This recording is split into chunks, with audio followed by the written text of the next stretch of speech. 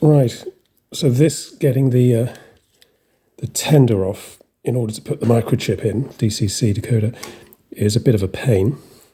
So just to help, I've detached the tender coupling from the locomotive itself, this bit here, by taking the screw out. And then it just enables me to hold onto the side better and maneuver it better. And then we have to get these tiny screws out here. So I'm using these really fine screwdrivers. And they are really tightly screwed in, which in a way is good. But it meant that I had to go and find a glove. So there's one screw about to come out. I'll tip that over. So I had to find a glove to get better grip. And as you do need to hold the tender from the main body side, there's one screw out now. Otherwise, you're in danger of breaking this fine railing detail. Look how fine that is. So you need to make sure you're only gripping it from the sides of the tender. Get this other screw out.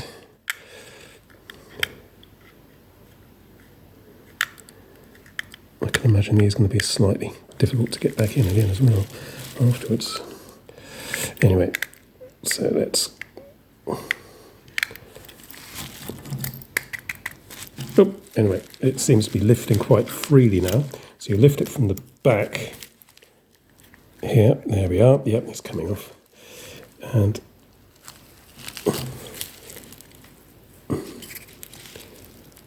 take it out from the clips at the front here. There we are. Right, marvellous.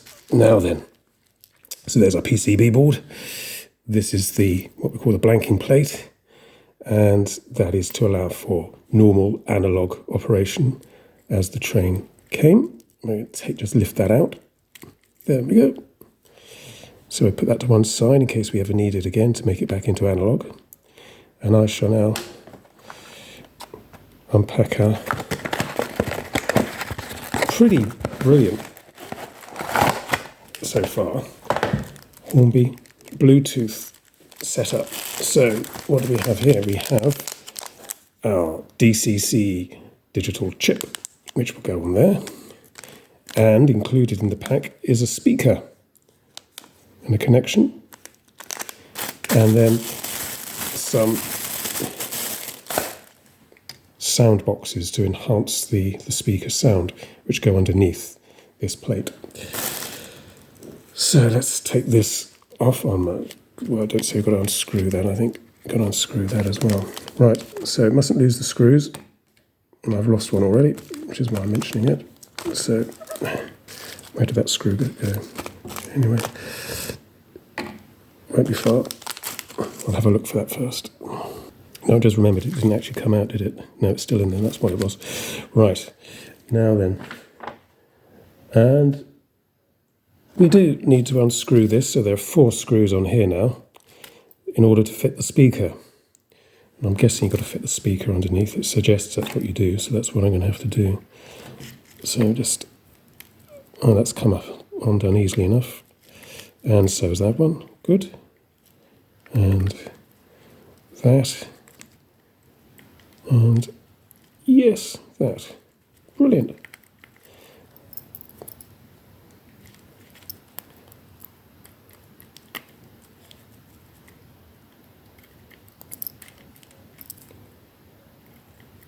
It's very loose.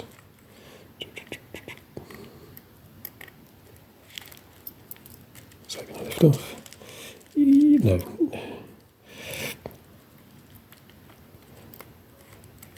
Oh, that's out. That's out. One of them's just jumped out at me now. Yeah. Yeah, there we are. Let's take that off. Right. So there's already that wire there. Oh, jumped out. Wow. Okay. Hey? You're joking. Is that a speaker already fitted? What's going on here? Let me check. Well, if you look in the instructions, So the yellow bit here, the yellow pieces, are the additions. So you place the next 18 decoder, which I've bought separately, and it goes into this bit here where the white pre-fitted blanking plate has come out. So put our decoder in there, and then the speaker, which came with the decoder, which is also yellow, goes into what appears to be an empty, a cavity here for the speaker. And yet, now I've taken that plate off,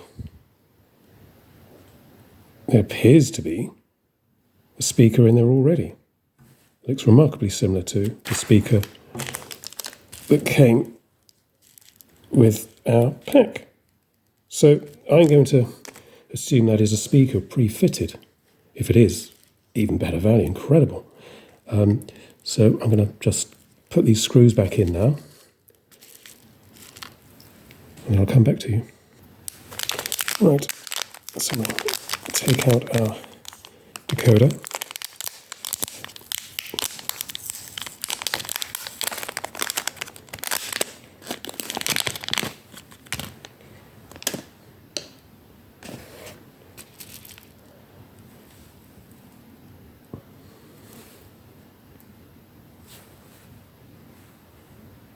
Ooh, there's the bit that slots in, which kind of, so we can see, meshes up with the original blanking plate one.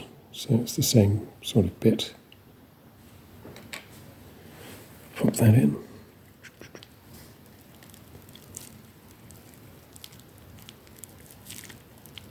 Pretty easy fit. Yep, seems okay. Right. Reattach the clips so they slot in first at the front, like that.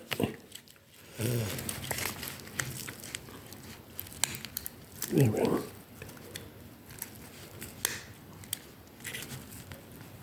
Yep. And do our screws back up. So one's already in there. Do that one up first. And not so tight this time, so I can undo them again if necessary.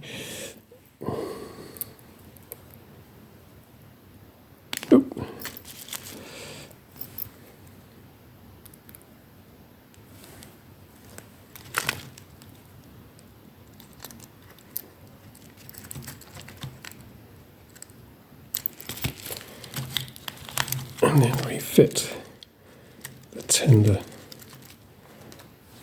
to the locomotive. Use the bigger one for this.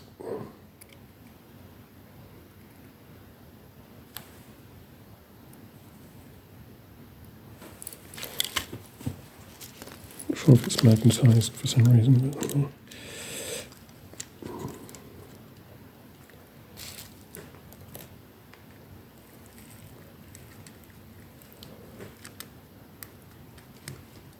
oh, dear.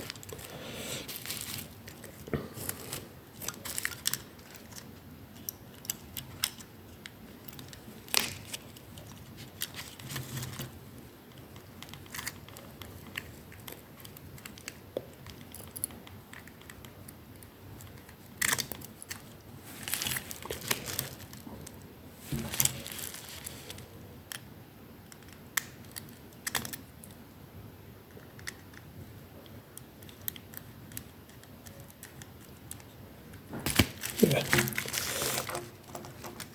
Not too tight so I can still have some movability.